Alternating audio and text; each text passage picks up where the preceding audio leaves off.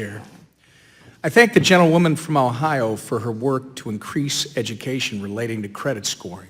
Providing consumers with the tools they need for financial success is a laudable mission and one that has broad, nonpartisan support. The gentlewoman has worked for some time on this issue and previously introduced legislation that would simply have required that credit scores be provided to consumers free of charge. This is a noble goal that my amendment will affirm. However, the legislation we are considering today goes well beyond her initial bill and creates a complex process by which information, even outdated and private information, is shared. I appreciate my colleagues' righteous indignation when it comes to the privacy of information and who owns it, the consumer.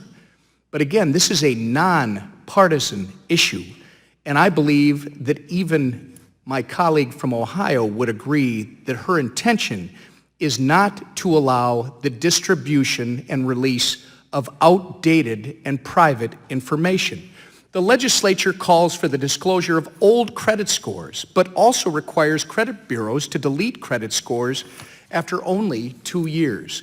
This could actually harm the future processes by which credit worthiness is determined that could result in reduced access to credit to the very people that my colleague from Ohio and I, Republicans and Democrats, would seek to protect.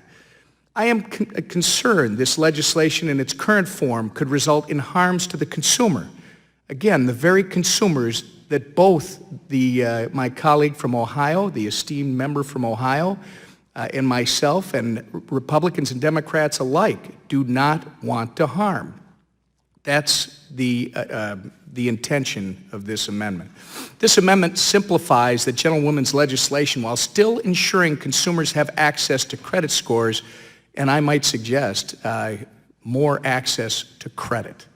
I again want to thank the gentlewoman for her leadership on this issue. I hope we can work collaboratively going forward and find a nonpartisan way to ensure consumers have access to the financial information they need and, as a result, to the credit that they deserve. I urge a yes vote on my amendment, and Madam Chair, I yield back.